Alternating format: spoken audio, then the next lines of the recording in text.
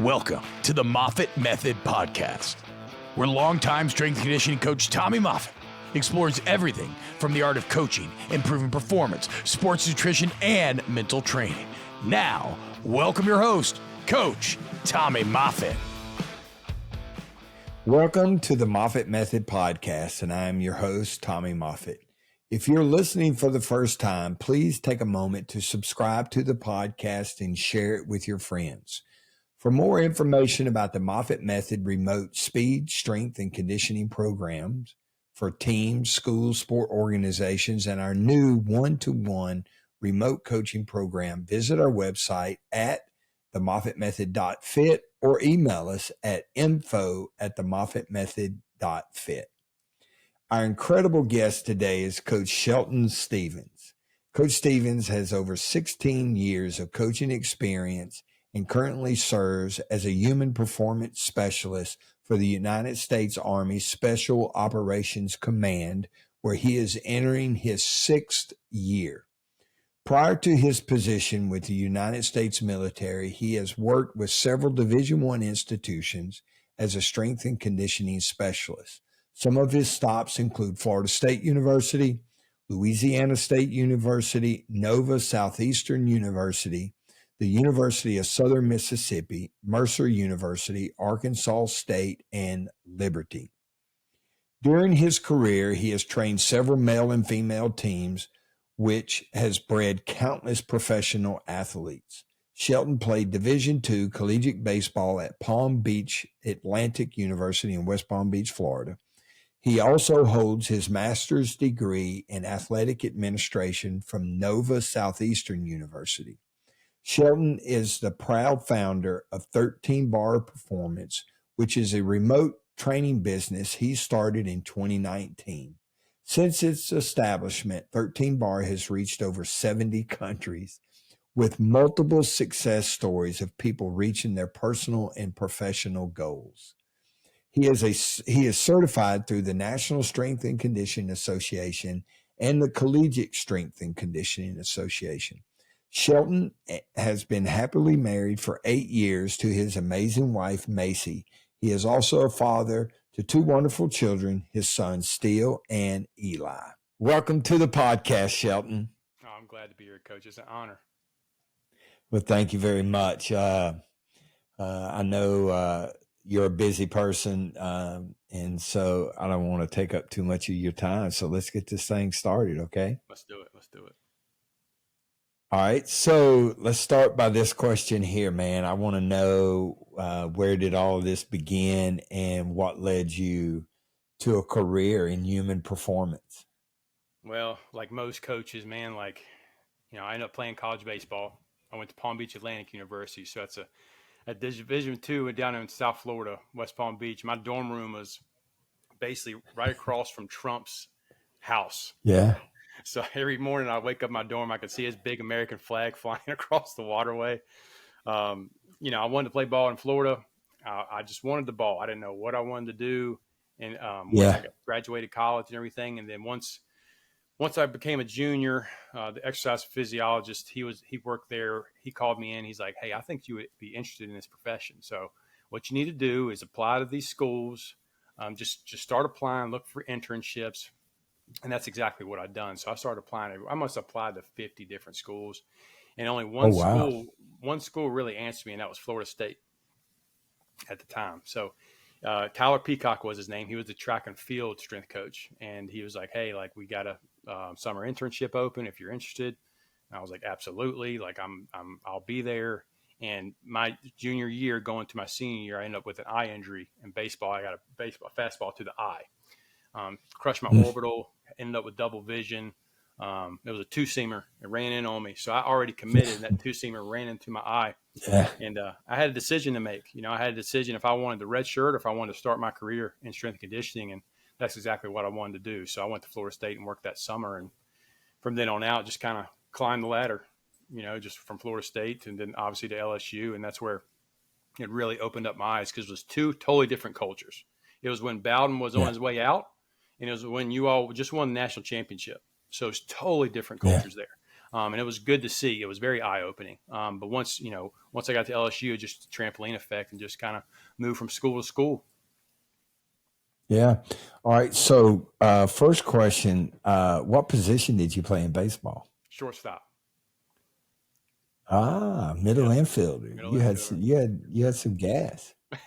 Well, yeah, I got good range. Let's just say that. Yeah. Now, did you grow up in Florida? I didn't grow up in Florida. I grew up originally in Virginia. Yep, I was born and raised in Okay. Virginia. Wow. Yeah, so I was tired of playing ball in snow. I was ready to go down south. Yeah. Yeah. Yeah. Baseball is, you can play year round here. So, Oh, I know. all right.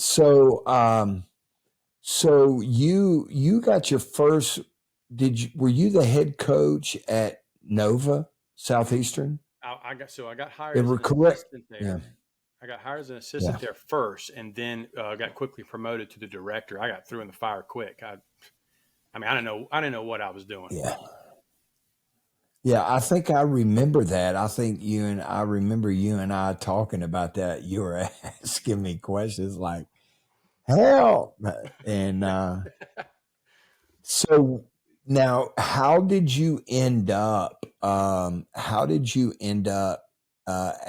at Southern Miss with Paul? How did that happen? So Paul called me when I was at Nova and was like, "Hey, like, I'm ready to build this thing. Let's go."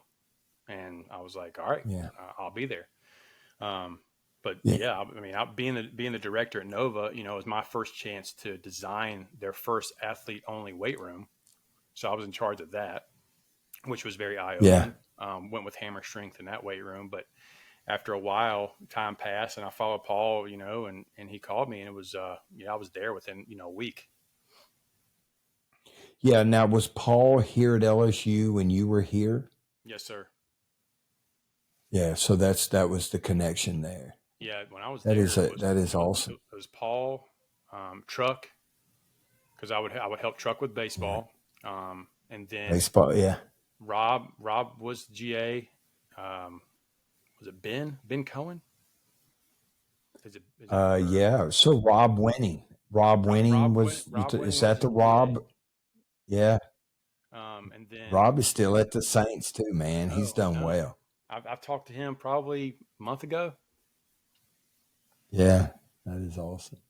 Well, so with your history in baseball and all, how much baseball training did you do while you were a college strength coach? Oh, a ton. That was probably my main Olympic sport that I would have. Besides football, obviously, baseball was the main sport. So it was a ton. Every place I went, every stop was baseball. Yeah. All right. So of those 50 schools that you applied to before you got accepted to Florida State, was LSU one of them? And how did I miss out the first time around? So I was applying for a GA position there at LSU because I was about to graduate. And I remember you contacted me like, okay, I want you to write up. So I did. You contacted me. I'll never forget it. And you said, hey, write up a week's worth. It might have been an off-season planner. I can't remember. I have to find. I think I might have the Excel file, but man, it looked so bad.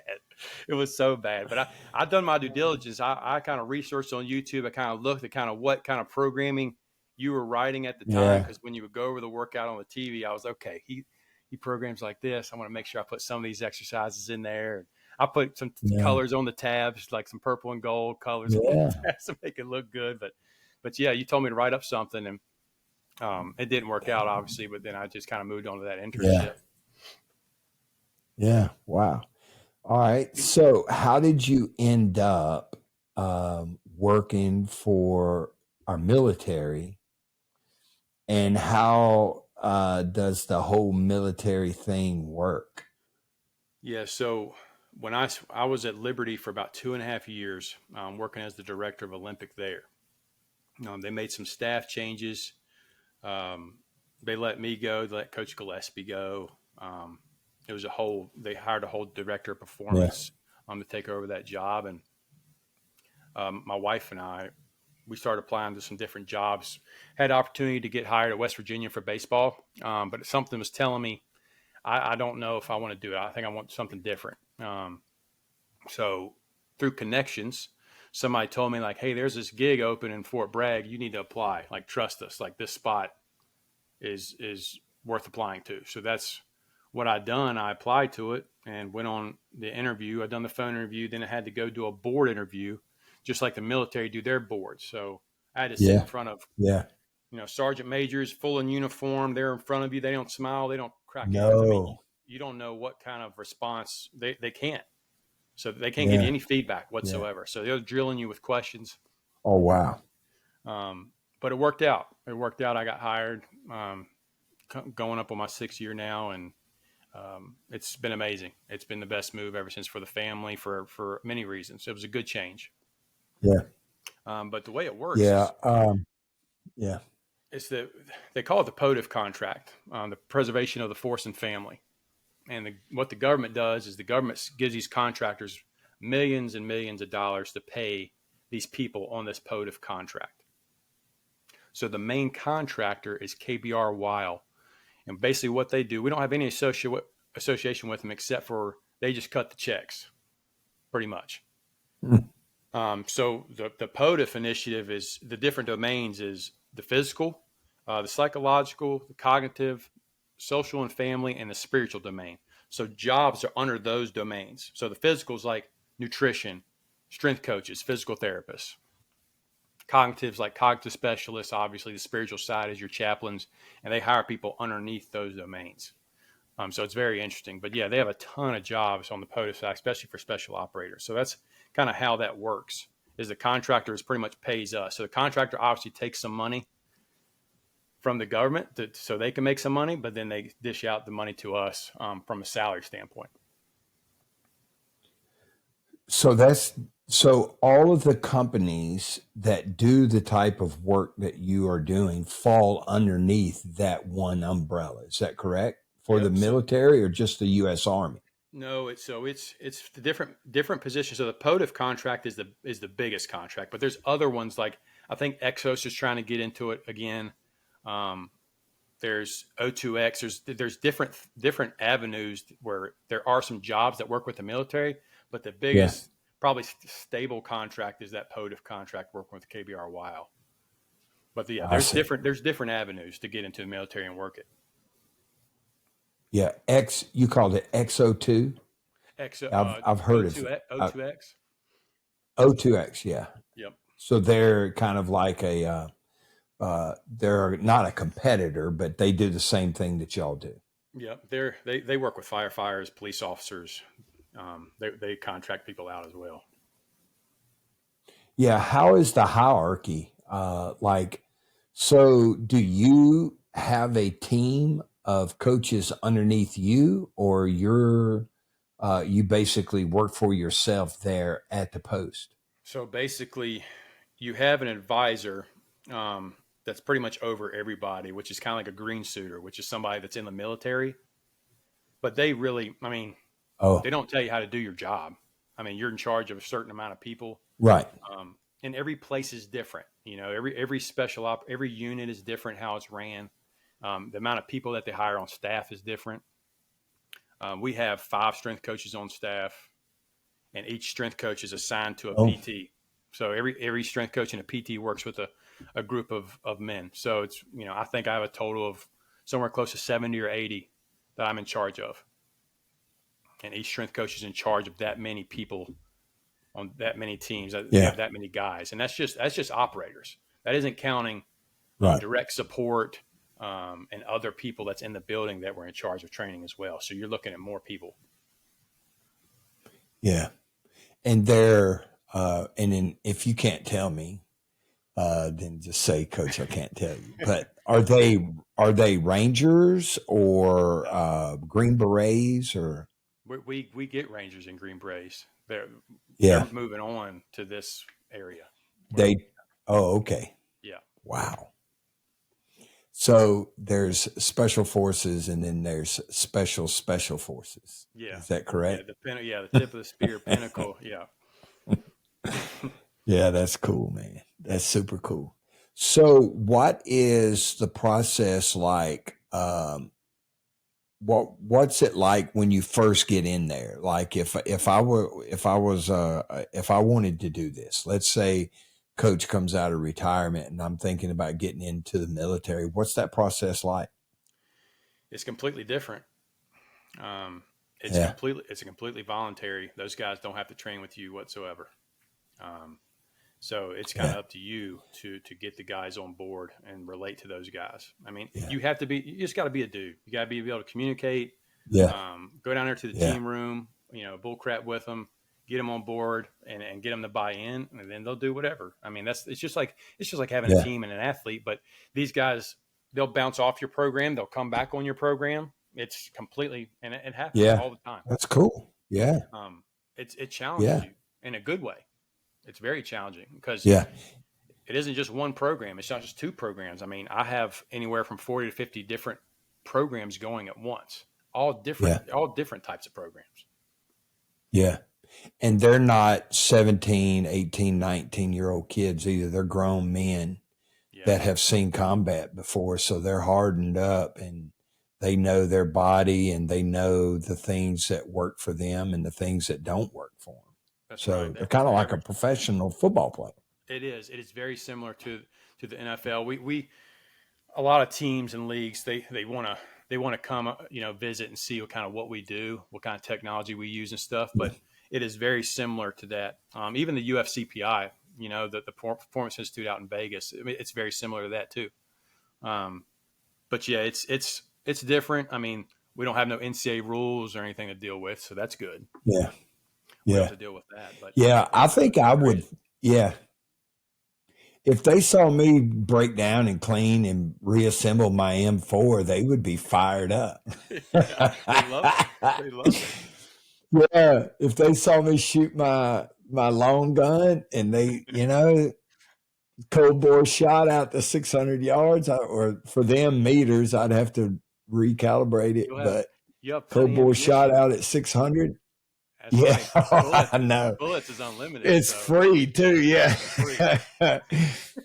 So I'm not going to mention who this guy is, but I know a guy that was an Army Ranger. And so he told me when they were deployed, right before they came home, their unit would have all this extra ammo. And he said they would do this gigantic ammo dump. And I guess this was probably in Iraq. He said they would just they're blowing off Fachette rounds and, blasting the 50 cal. And they would do this big ammo dump because it's like, if you don't use it, you lose it. And so he said that was every time that they completed a mission and were headed back to the States. His company, I guess it was, I don't know, all the military. I know it's a company. How many's in a company? I don't know. A specific unit? Yeah. Oh, man, it could be 300, 400? I mean, in our building. Oh, yeah. Yeah, but he was a Ranger, so he would go. Anyway, he told me they'd go out and just blast away at all their weapons. Yeah. And so that would blisters cool. on their fingers. I would like they that. Shoot so much. I mean, yeah. It's just when the students, when the guys enter the building for the first time, they have a pretty much a statue of how many bullets they'll use during the course. I mean, it is a massive bucket of just empty shells, and just shows you how much is expected. I mean, that's all it. Yeah. They break it. You'll like this. I mean, they break it down to the very basics of shooting, and that's. I mean, that's the culture of the building. I mean, they go back to the very basics, and that's what they master, and that's why they're so good. Yeah. Yeah, I've read a lot about, because I like shooting, man. And I almost went today. If I hadn't had this podcast, I would have probably went and shot today. Dadgummit. No, I love shooting, but it's expensive. But I've read a lot about how they train the riflemen and stuff. And there's a book, it's either called The Red Dot or Left of Bang. I think it's Left of Bang, and it was written, I don't remember the author, but it was all the stuff that takes place in a sniper, because this guy rewrote how the Army sniper program was taught. Mm-hmm. And the book talked about everything that happens before you pull the trigger. It was a pretty neat book. But yeah, I would love that. Yeah. So let me ask you this: do you get to? Well, no, I'll save that. So I'm going to get so fired up here, I can't even talk about it. I think I knew you were going with it. Yeah. So, all right, let me ask you this: how's it compare? And you touched on it a little bit, but how does it compare to working in collegiate athletics? Like, how's the day go, in comparison to having to run guys for not going to class? I mean, like you said, it's completely voluntary, but you know how it is. You got to run guys for not going to class. You got to run guys for not going to cafeteria. You got to do this. You got to do that. How's the military differ, and what are the advantages or disadvantages of it? Yeah, there's both. So our facility is open 24/7. Doors are open at all times. Ooh. So they'll be in there training 2, 3 a.m. We're not there, obviously, but wow. I mean, if they have training at night, they'll get their training in when they're done. So it's different in that aspect. Obviously, like, it doesn't matter. I mean, coming in late, they come in on their own time. There's no group times, but it's more crowded in the morning before the workday. So 5:30 to 8 is pretty crowded. And then right before lunch, so somewhere around 11 to about 12:30 is pretty crowded. We have a chunk in between there where we'll do our programming for guys, and after lunch we'll get our own lifting in and stuff, and then you'll have onesies and twosies come in every now and then. So it's different in that aspect, but we have plenty of downtime to, go down range, watch the guys, go to the team rooms, you kind of sit down with them and kind of enjoy being there with them, and just being involved in the building as much as we can. So it's similar in that aspect. I mean, as a staff, we all sit in the room. I mean, we don't have our separate offices. We're all in one big office, which has almost been a good thing from a communication standpoint, because everybody's still on the same page. Everybody shares the same drive. If somebody needs access to a workout, everybody from the PT to the chiropractor, anybody can get access to what's going on. So it's good from that aspect. Yeah. So Jake Riedel works. He was an assistant for me, when we all got let go at LSU, and he's at Army now at West Point. And I was talking to him today, and he loves it, man. Yeah. He loves working because it's a different type of person.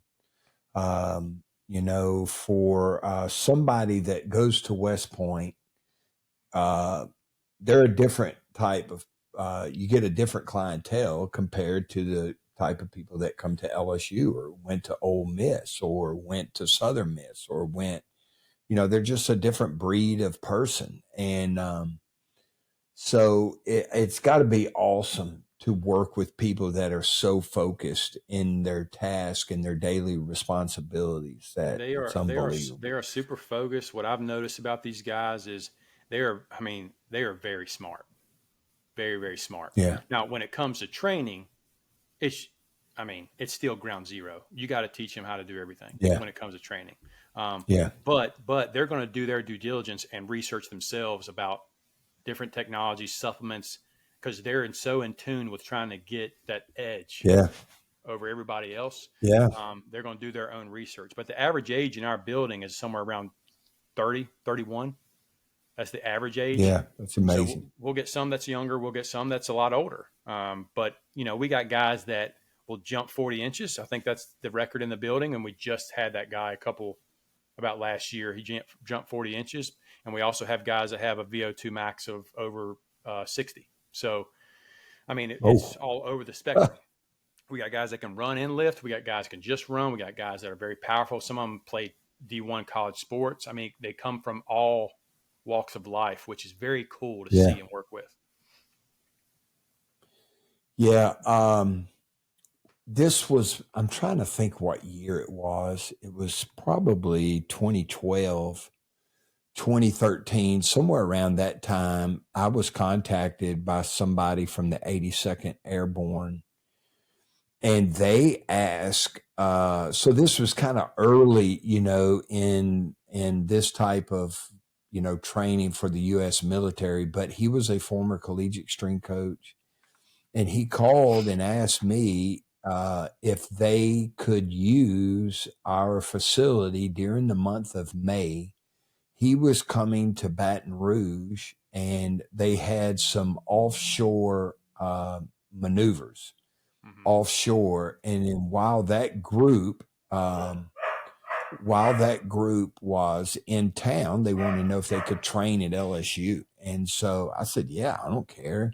I got approval from everybody. Yeah. So they would come in the morning, and they would come in the morning and work out. And then they would eat breakfast outside the indoor on that concrete slab. And then they would go into the classroom, and then they would come back and do some more training, and then they would just disappear. And then they would come back in the afternoon and do some more training, running. They set up obstacle courses in the indoor, and then they would eat dinner, and then they would leave. And they did this for 2 weeks, and you could just see the guys. Now, I was shocked at how small they were. They're not big. The operators that I saw, there was a couple of really tall guys.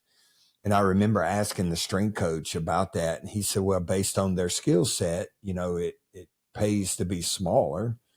And then he goes, and if you're that big, you're slow and you're a good target. Yeah. We'll get now and then we'll get some guys that are absolute freaks, right? Most of the jarheads, the Marines that come in, those guys are just brutes. So they're interesting to work with. They love to lift. They get after it. And then you're right. We get some guys that are pretty small for the most part, and they can just run their butt off. Yeah. And it amazes me. It amazes me to see their engine, what they can handle, how they can lift. Yeah. They are freaks at what they do. Yeah, VO2 max of 60 is elite. So that's amazing. Yeah, we get guys. All right. So let's get into the nitty gritty. So how do you program for them? And this may sound like a stupid question, but is there an off season, or are they in season all the time? So they are in season all the time. They can get called at any moment. They do work different areas throughout the year. Some have to stay local, some are deployed. But for the most part, if they're not deployed, if they're not staying local, they're either gone training somewhere. They're constantly doing something that's rigorous to the job. So it's on all the time. The switch is on at all times. So my training has to be geared towards that. So it's more concurrent in nature, right? So obviously, I love to train with velocity-based stuff. We do a lot of that. It's more self-regulation than anything else, than giving them a number. Not a lot of guys are training off numbers anymore that I'm doing. If they are, it's 5-10 RMs that we're using with guys. But from the concurrent standpoint, I use more of like a conjugate tiered system. So I use a little bit of the tier system, throw in a little bit of conjugate with that. Depending on what they want to train and what they want to work on will be the emphasis of that program. But we're using bands, we're using chains, we're using a lot of specialty bars.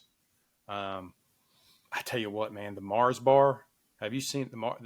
Yeah. Oh my gosh. Yeah. It's one of the best bars. It's amazing. It's an amazing bar. The guys love it. We back squat with it, front squat with it, lunge with it. Obviously all the multi-grip football bars, we use those just to save guys' shoulders, man. If we don't do that and kind of pull the reins, they'll get in there and go heavy every day if we don't program around that stuff. So, and there's nothing wrong with that, but it takes a toll on them. Yeah.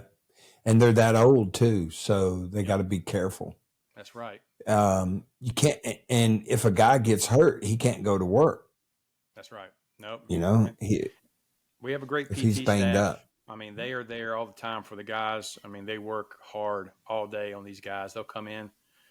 our PTs are certified in cupping and dry needling and all sorts of things. So they Mm-hmm. got a wide range of things that they can do with these guys because the chiropractor's busy all day. I mean, he's cracking guys left and right. That's amazing. Yeah. Yeah. Yeah. So we have Yeah. all that. So it's good. All right. So how much specialization goes into your training with working with the different type of operators? Like I know the big guy is a breacher. He's the guy that's Mm-hmm. going to knock the door down. So, how much specialization goes in based on what their skill set is or their specialized training? How does that work? So here's the thing about this working in the military, especially where I'm at, is in the perfect world, by the book, you would want to know that, right? Like that stuff matters. Yeah. But these guys, I mean, I got a guy coming in just a couple of days ago wanting to train up for a marathon out of the blue, and if I say, no, we're not doing that because your job's this and this and this, he's not going to train with me. So Yeah. I have no, He's going to find, he's gonna either find going to do it himself or, yeah. That's right. That's right. And same thing, we got guys that love to hunt. So a lot of elk hunt, a lot of mountain training we do with guys. Yeah.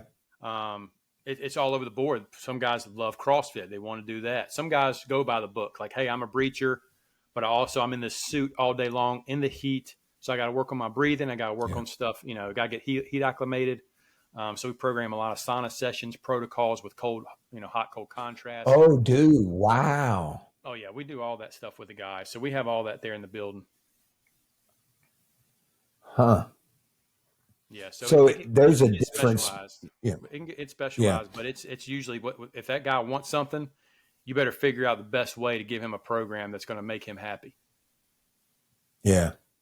That's cool. So you have, you could train a sniper on one thing and then one moment, and then at the same time have somebody that's got a totally different skill set that's doing something completely different. That's right. And then you pile injuries on top of that. Yeah. Yep.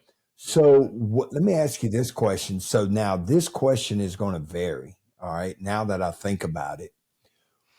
All right. So I wanted to ask you the average weight of an operator's gear, including weapons when saddled up and deploying. But that's different based on, there might be some guys that have extra gear, like a machine gunner or something. He's got to carry the weapon and there's somebody else carrying the ammo for him and all that. But what's the average weight you think one of these guys carries when they're deployed? So an operator obviously has different gear than big infantry where they got to carry a big old rucksack that weighs 80 pounds. An operator is somewhere between 25 to 30 pounds of gear on him. Oh, wow. So they're light. They're going in lightweight. They're not, because the gear that these guys wear, are light. It's the up to date stuff. Right. So, they're trying to make stuff technology wise a lot better, a lot lighter. Obviously the night vision. That helmet, when I went for a training trip with them, I put on that helmet, my neck is sore the next day. Just from wearing the knots. So it's interesting. Yeah. Yeah. So it really depends. Like you said, a machine gunner, sniper, depending on what kind of gun, but for the most part, the guys are all having some sort of assault rifle, depending if you're a sniper or not. Yeah.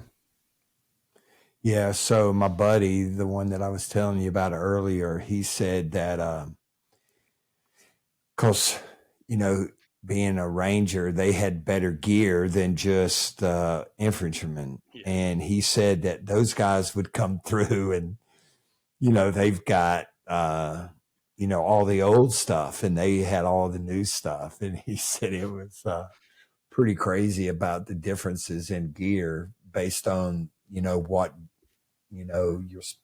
what branch of the military you were in. We had I think one of the operators told us one day that they done the math, like they can wear over $1 million worth of gear on them at one time. Oh, wow. Yeah.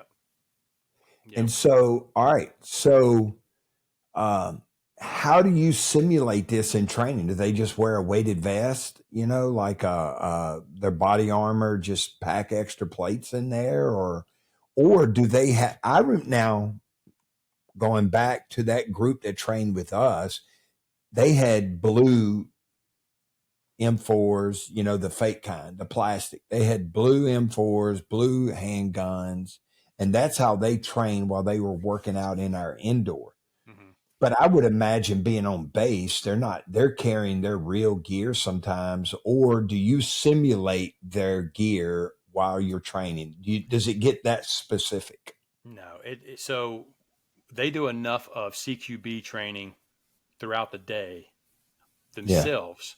They don't need to do it in the weight room. So we're in the weight room. They're just wearing regular PT clothes. But okay, they do wear the blue guns.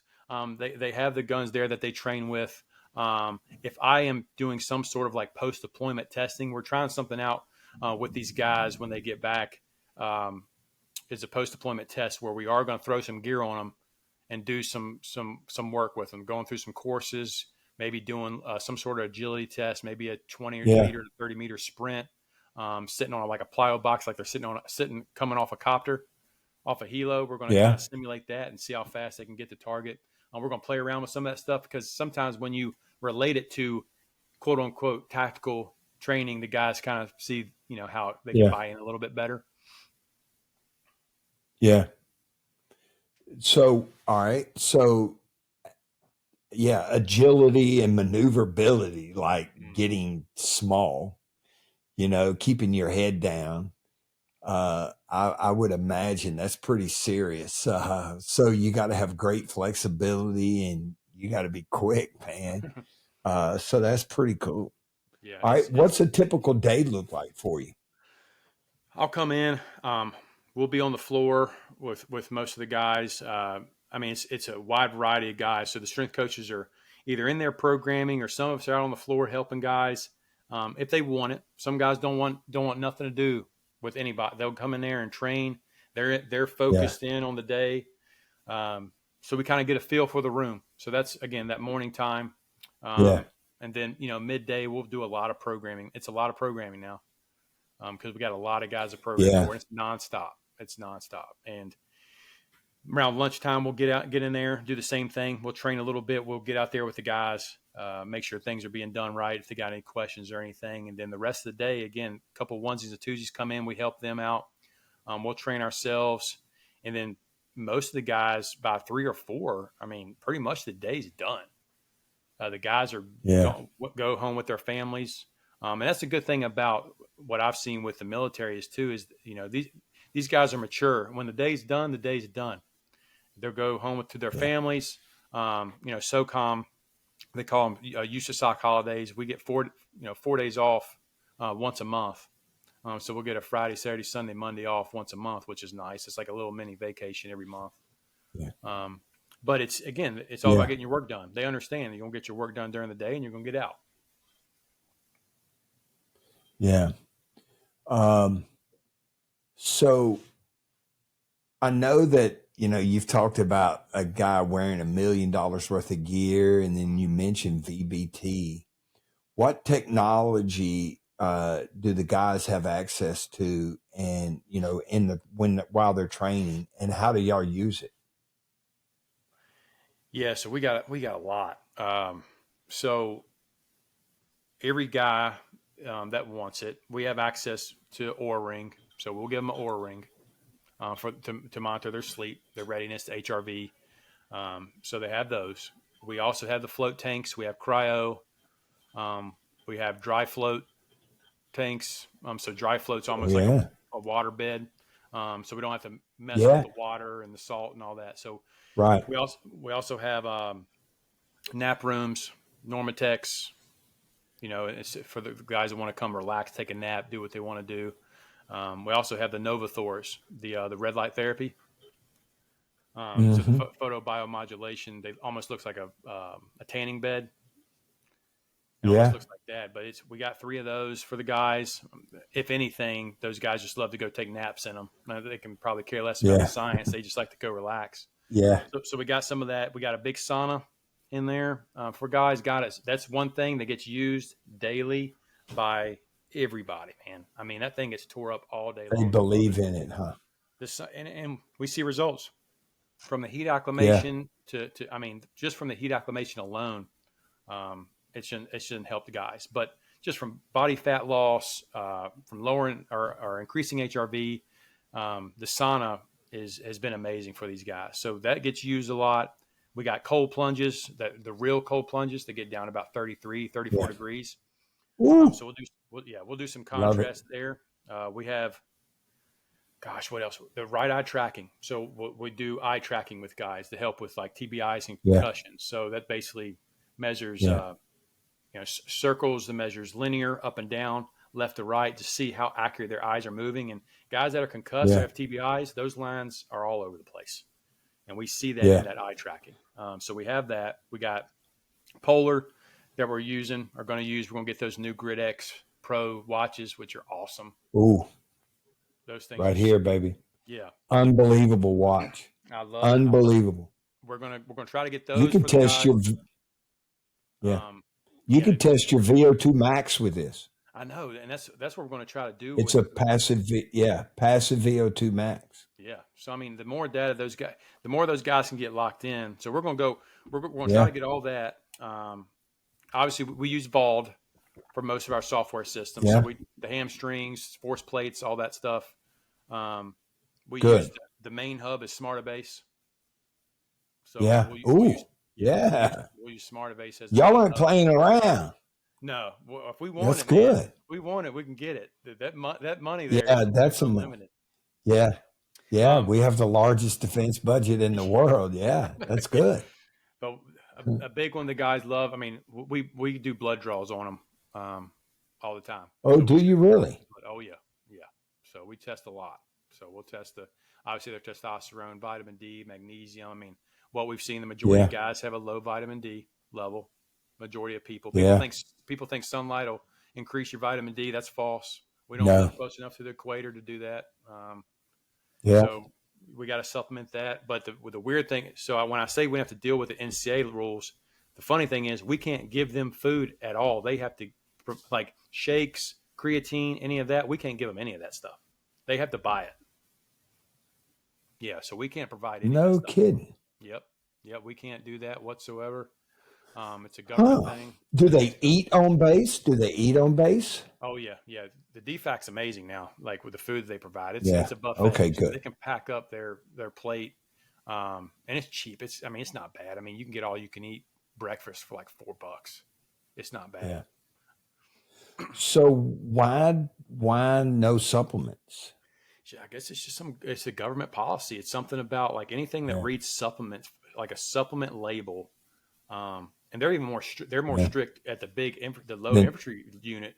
I mean, they're really black and white there. Where we're at, if a guy has a TBI, we can give them some brain armor, some like fish oil. We can give them some creatine, load them up with that. But if there's no reason other than I just want it, we can't give it. Now we have shakes there where we'll buy them, but they have to pay us back for them. Yeah. If that makes sense. So we got that's cool. All right. What about any hypoxic generators, for altitude to simulate altitude? Do y'all do anything like that for the high mountain guys or? No, we don't have any hypoxic chambers, but guys come in, there has been several guys come in and ask about that type of training. And usually if we don't have it, or if a guy wants it, we will research the area. And if some place has it, we will get vouchers for them where they can go for free. No kidding. Yeah. Yeah. So I know Paul was there, but this was probably before you came to LSU. I bought a hypoxic generator. It was a Hypoxico and it simulated 21,000 feet. Yeah, you remember? You pulled me into the office and closed the door on purpose, and I was like, "What?" I was like, "I have trouble breathing." Yeah, you were probably at 15,000 feet. I used to sit in there, and I had an NFL scout one time. So I would tell people when they came in, hey, this, it's unless I was messing with somebody like you, but I had this NFL scout one day. I was sitting in my office. I had my generator going, and it would get hot, because I had to close off all the vents in there. So there was no AC that came in. There was no exhaust. All that was blocked off. So I had it rolling. And this NFL scout just walks in and sits down. Didn't say, excuse me, coach, are you busy? Because I would sit in there with it on and do my work, and program and stuff. So I was like, man, let me see how tough this guy is. So I start going through the list. We probably had 12 or 13 guys on the list, and he's sweating. And he goes, Coach, do you mind if I get up and go get a drink of water? I'm not feeling well. So I said, yeah, you can go. So then I got up and walked outside with him. But so I used to get in there and ride my bike. I would put the mask on too. It was a lot harder. I did high, what was it called? It was a form of interval training. What did they call it? High altitude interval training or something like that. But the best thing to do is to live high in the mountains and train down low, because you can go longer if you're training down low. But I lived high and trained down low. So I would put the mask on and try to train at altitude, and do intervals, and I would look at my SPO2. Yeah. So I was wondering if that was something that y'all might have. I remember. That was, I was kind of crazy back in the day. Yeah. Me and Paul be sitting in the office, and you'd have Lincoln Park Live in Texas cranked up in the office. Yeah. Paul be cracking up. And riding my bike, and riding the stationary bike at 15,000 feet. I tell you, one time I went up because I had a high altitude adapter, so I would turn this switch, and it cycled it through the machine twice. And I guess it was supposed to go to, I don't know, I think it was 21,000 feet. And I thought, let me see if I can ride my bike on top of Everest. And so I crank it up there, and I was just pedaling. I was barely walking, man, and my SPO2 was plummeting. And I thought, well, let me take this mask off before I kill myself. And did you put lay towels here in and the die? vent? Nobody. Did you put towels in the vent? On Yes, the yeah. I remember that. Oh, yeah, yeah. I blocked off. There was no AC, so I stuffed towels in the vent. And then I had to climb, so I had to move the ceiling tile because I had an exhaust vent in my office. So I unhooked the exhaust vent, and I covered the opening of that with cardboard.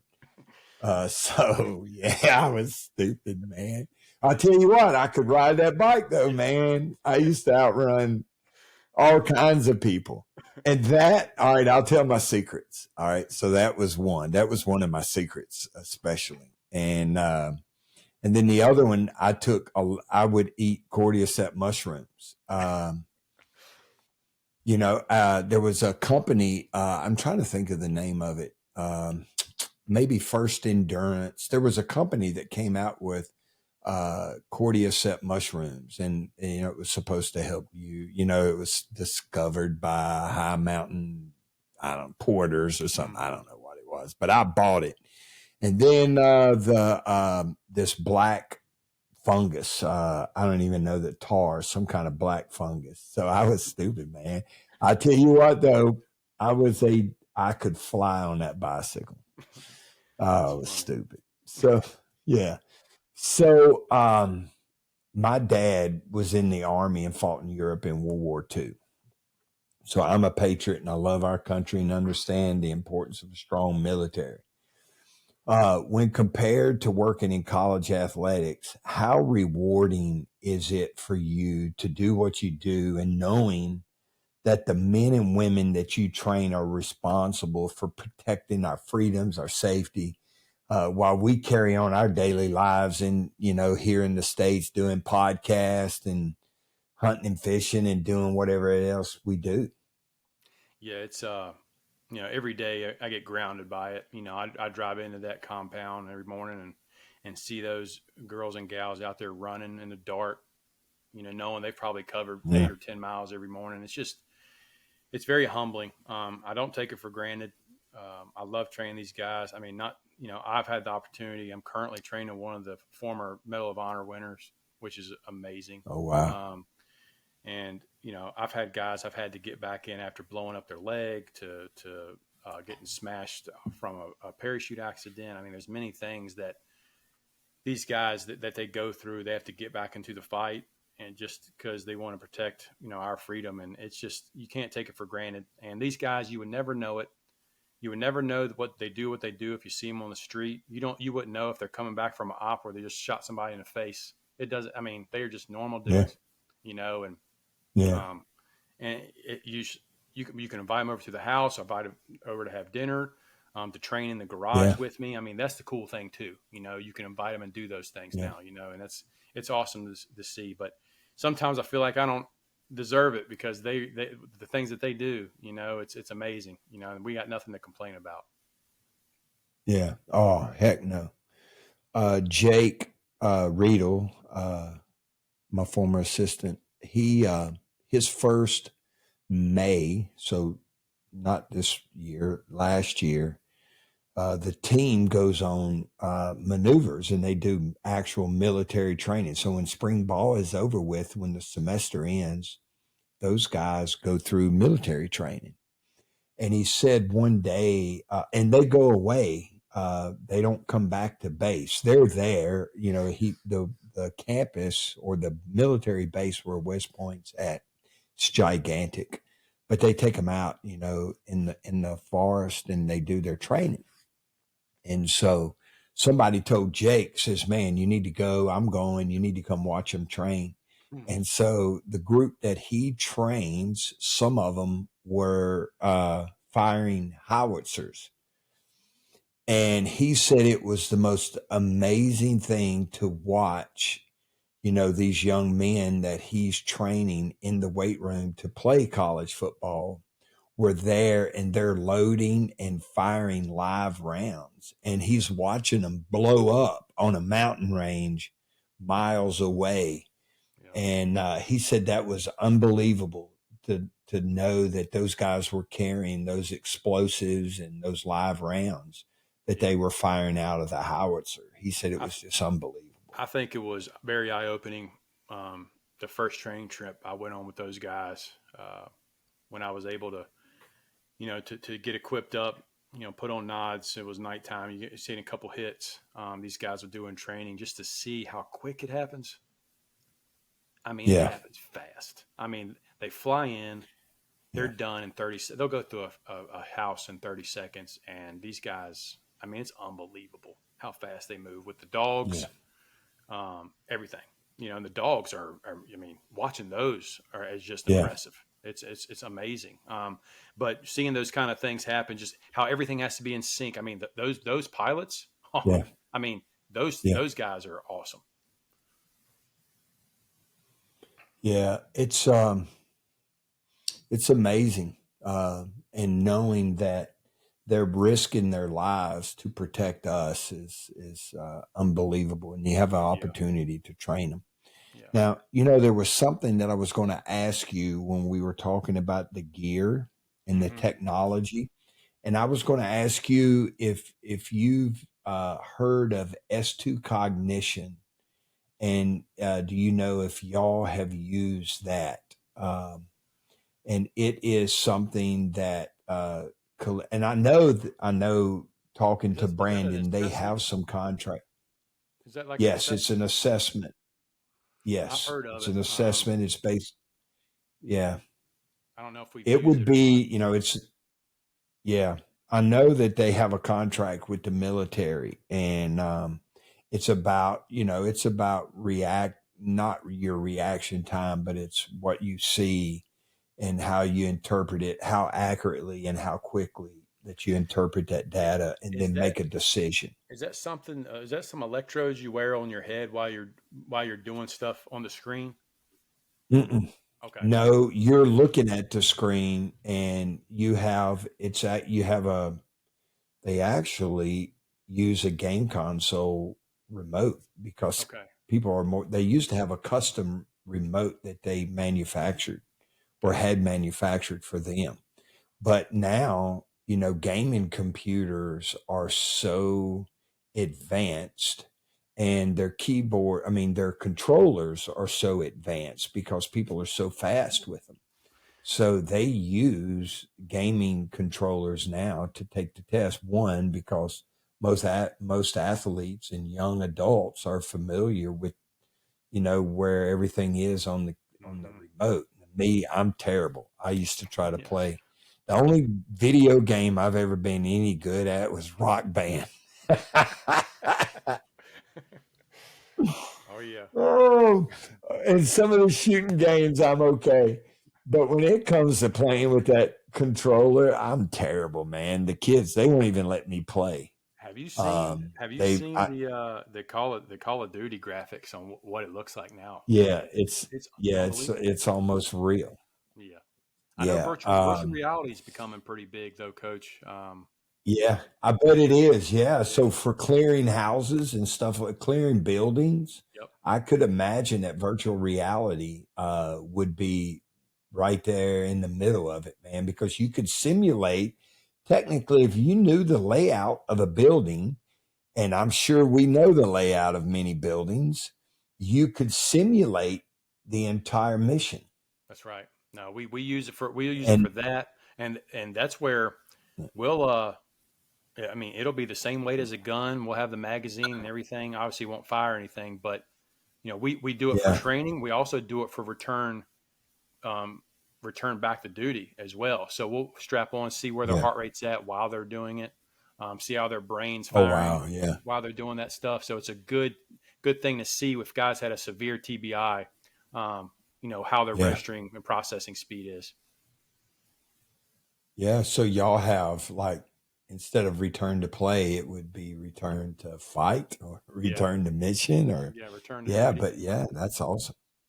All right, so let me ask you this. Do those guys, do you have, I'm sure you do, rhetorical question here, but y'all have sports medicine people that probably tape them up before training, huh?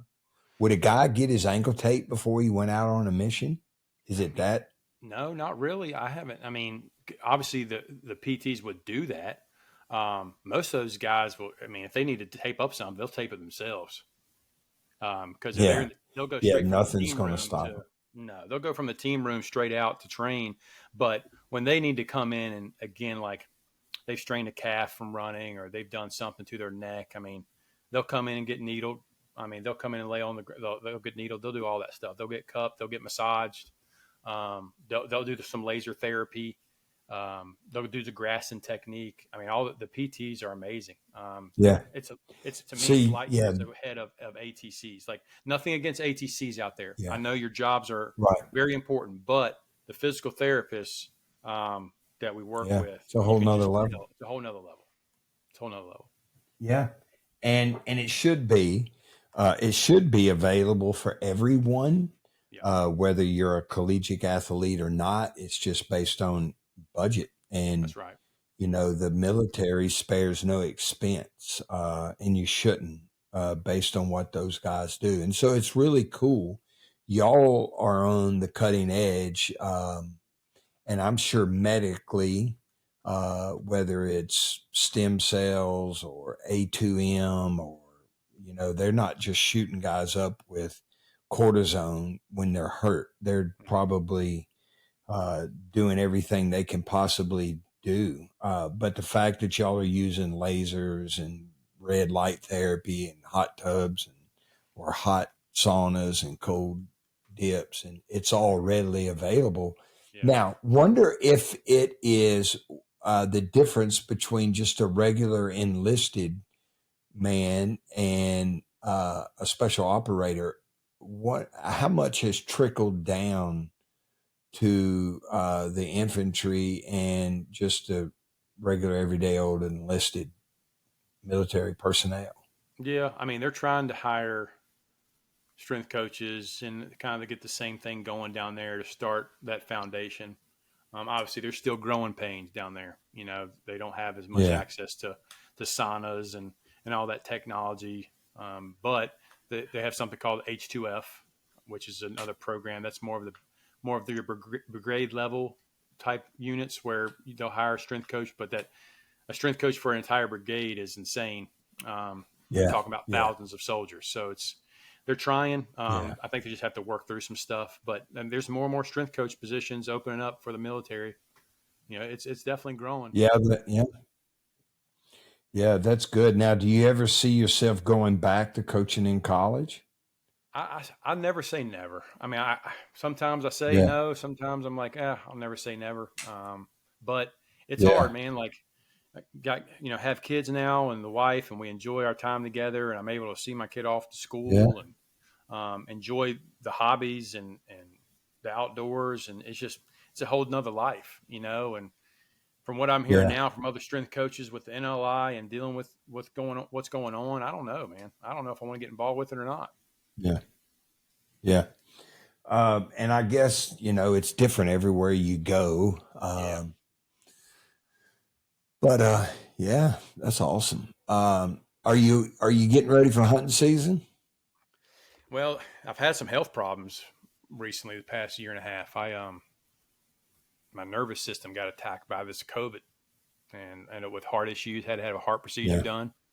No kidding.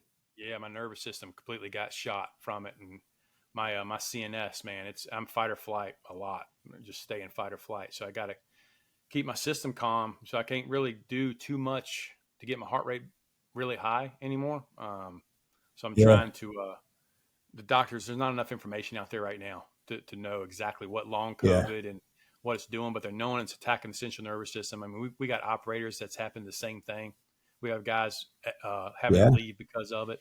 So it's a big mess. So where I hunt in Virginia, I mean, it's a ton of mountains, and the elevation and climbing those mountains, that'll jack up my heart rate pretty high. So I got to find some flat land around here to hunt.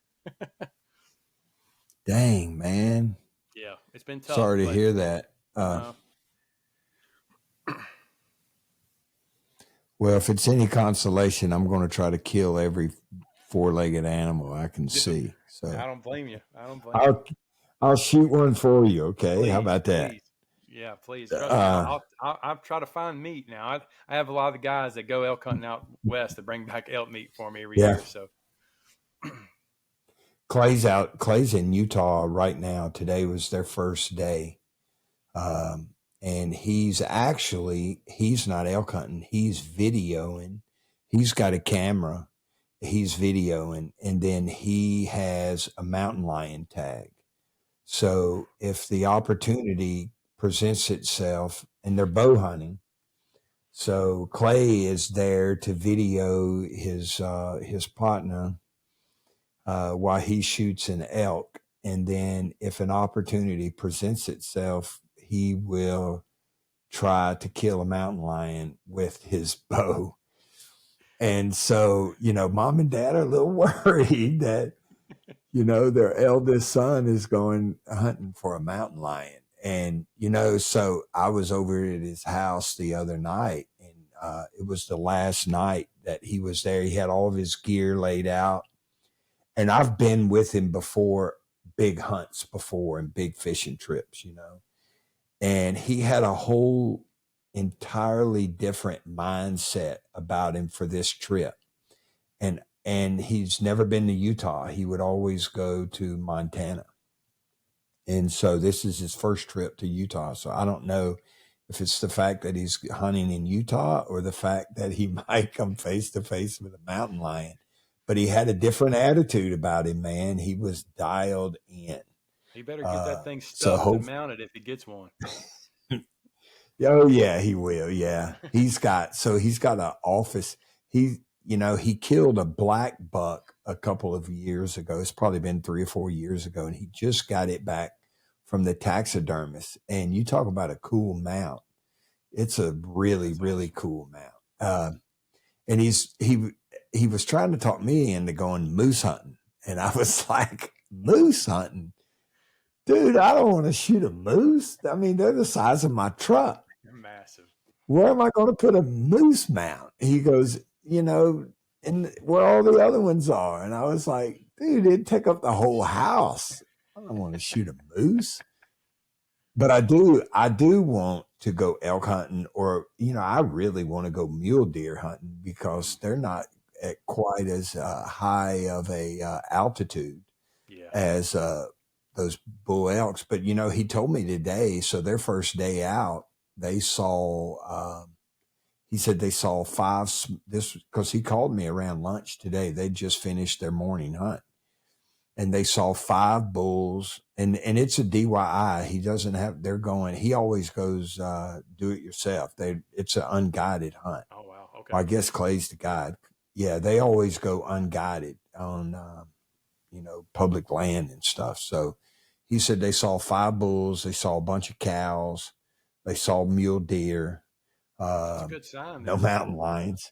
Yeah, it's a good sign. So hopefully they kill one. That would be cool. Man. So sorry you're not going to get to hunt, but I'm gonna try. or hopefully you find some flat ground. Yeah, some flat ground. But I know, man, every time I go, my heart, I heard this old man say one time, somebody asked him, said, "How long are you going to hunt?" He said, "I'm going to hunt until the day comes where my heart doesn't start racing when I pull the trigger." And so I didn't know what he meant by that, and now, I'm 60, and I'm still climbing up in trees and stuff. And I can't imagine not doing it, I know. because every single time. It Never. I don't care if it's a doe. I don't care if it's a buck. I mean, that's every single time my heart's or a pig. Crazy. Yeah, or a pig. It don't matter. Yeah, or a pig. I get nervous. I'm a nervous wreck, and it's there's 20 pigs out there. Yeah, and I'm a my palms get sweaty when I can. Pigs are loud. You can hear them coming from far off. That's what you need to do. You need to come here, pig hunting. and we'll put you on some wild pigs, man, because it's laid back. Yeah. But you can hear them coming. So it's not like a deer, like a white-tailed deer will materialize right in front of you. You'll be staring at a spot. No doubt. And then you blink your eyes for 1 second, and there it is. And if you blink, and a lot of times if you blink, it's gone, especially during the rut. Yes. Yeah. Weird. Like people say, I saw this big buck. Why didn't you pull the trigger? Well, it was gone before I had a shot. And that's what happens, man, if you're not sitting there ready to go. Yeah. They're smart. Those big bucks are smart, man. They'll creep up on you quick. Yeah. But pigs, you can hear them coming through the woods. I mean, they're so loud. Every once in a while, a lone pig will come in and you didn't hear it. But generally speaking, where we hunt, you can hear them coming through the woods. And so they're coming. And so you can get ready. So I started out because I didn't have the gear. So I started out hunting them at daytime, and then at night we would use those green flashlights, but I didn't have a whole lot of success with that. So we had some we never had pigs. I'm in 2 different hunting camps. One hunting camp, we never had a pig. The other one is overrun by pigs. So the camp where we'd never had pigs before, I was in that group for 9 years, and we never had a pig. And then we started getting pigs. And so I killed them all, and except for the ones that were coming out at night, because, they respond negatively to hunting pressure, so I broke down and got me an ATN. I didn't get thermal. All I have is night vision, but it is bad to the bone.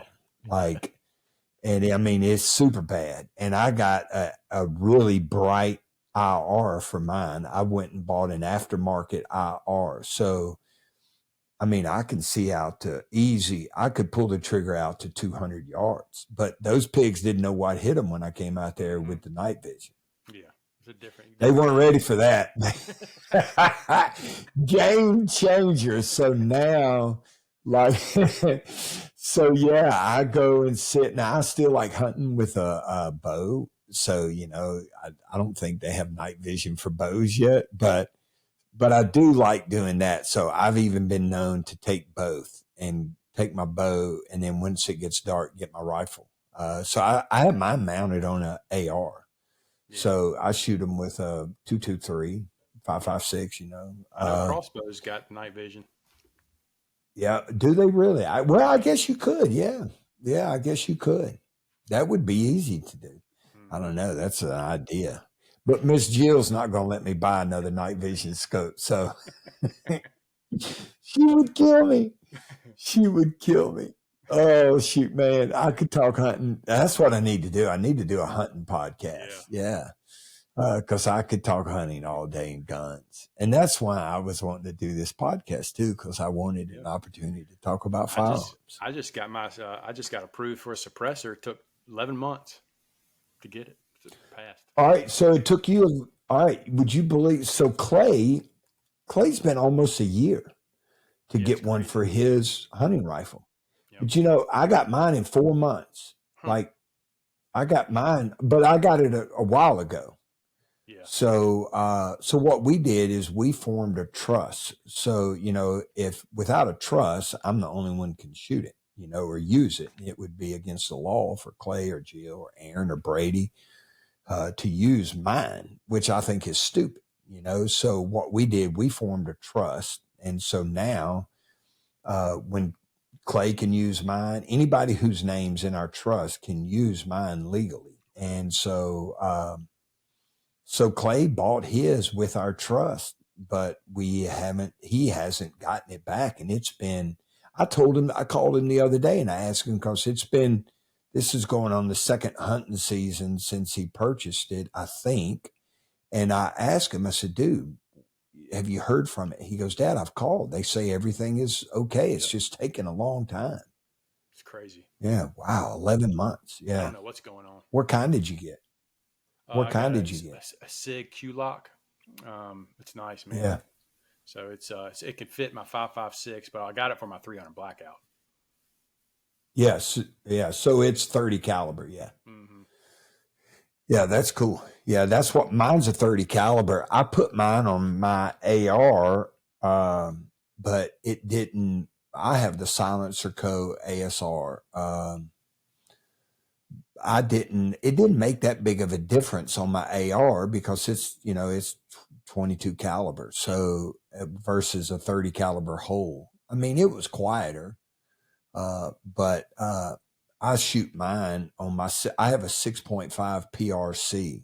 And so, I have a 308. I have an AR-10 also. I put it on my AR-10, but it was over gassed. So I got to get an adjustable gas block for it because it was throwing my brass straight ahead. So I didn't want to blow my gun up. Those 6.5s are nice though. Yeah.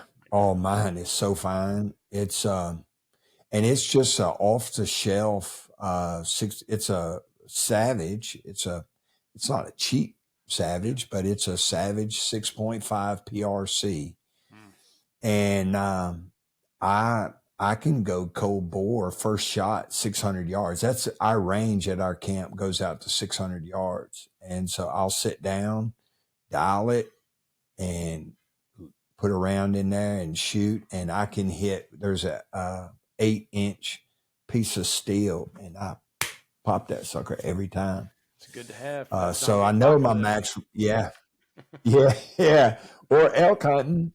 Or a mule deer. Come on, man. Yeah, that. But I tell you, I do. I carry it, so that's what I shoot now. Because it does, it goes right through. In fact, I shot a doe here. It was at 100 yards, and the 6.5 round went all the way through it, and the doe ran forever because it was so close. It just went right through it and just needled it. And that doe ran 70 yards, and everybody was messing with me about missing the doe. And I'm like, dude, I didn't miss it. And then we walked up on it. There was hardly any blood whatsoever. So now I shoot them in the shoulder if they're close because it just blows right through them. Wow. So I shoot them in the shoulder now. So they go down. I learned my lesson with that, but enough about hunting because we could go on all night, and I don't want to keep you all night. And look, I made tacos tonight, so I got some hot tacos waiting on me. So tell me about 13 bar performance. Yeah. So when I accepted this job, I would have to drive in before we moved into our house we're in now. I would have to drive in a certain part of the base, and I would see these people doing PT and running their butts off, and it just looked like garbage. And I'm like, man, like some of these people Yeah. probably don't have strength coaches. They need quality programming or something out there to help them, you know. And I haven't seen too many remote tactical specific programs out there. So I'm Yeah. like, okay, you know, I'm like, let me look into this. So I decided to do it. And we didn't expect the success that we're having, but man, it's been a blessing to put a product out there and see the amount of people that's all over the world in the military wanting to get on these programs, asking the questions, just helping people out, you know. And it's been awesome to see. And it's I try to answer every question that I get. It's hard. I mean, it's just me managing that account and that business. Oh, really? So Yeah. yeah. So it's doing pretty good. But you know, we're on. Let's see, we started in 2019. You know, and we're still going strong. So it's a good little side hustle. It's a good little side income, and it's helped out a lot with the family. And you know, and I'm appreciative of everybody that supports it. It's been a pretty good thing. Yeah. Yeah, and that's, you know, it's very similar to what we're doing now. But, you know, we're primarily focused on teams. We just started one-to-one training for, you know, high school, collegiate, and, you know, athletes and weekend warriors. And, you know, it's a rewarding experience to know, you know, because I miss coaching. Like if I told you I didn't miss coaching, I would be lying. I miss the interaction from people. And so just knowing that I'm able to help people that do not have access to a strength coach, you know, there are still high schools, lots of high schools. And that's why we started the one-to-one training, is because there are schools that don't have access to strength coaches. There are kids that are playing high school sports, and there's no organized strength and conditioning program. So there's a need for it, and it's great. So that's cool. And so you don't have any staff members. Yeah. Is that what y'all use? Yeah. Yeah. Bridge Athletic is what we use. I highly recommend it. I really do. And what do y'all use? Do y'all use Bridge in your military job? What do y'all use there? Yep. Same thing, Bridge. Same thing. Yeah. Awesome.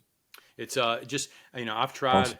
and I know Josh at Train Heroic really well, you know, and I know the team builder guys, and I was up front with them. I'm like, listen, like, you know, I've tried them all, and Bridge has got y'all beat, and they wanted the feedback. Yeah. You know, team builder is good. Team builder is good for a lot of high schools. They got like more of a high school look to it. But Bridge, man, it's just the amount of programs that you can spit out quickly once you learn it. It's crazy. It's awesome. Mm. Yeah, we use Team Builder, and for us, the live feeds, the coaches are able to message the athletes. Yeah. We're able to, the messaging and stuff, and the fact that it's got the live feed, and I understand what you're talking about, the graphics and stuff like that. I understand that.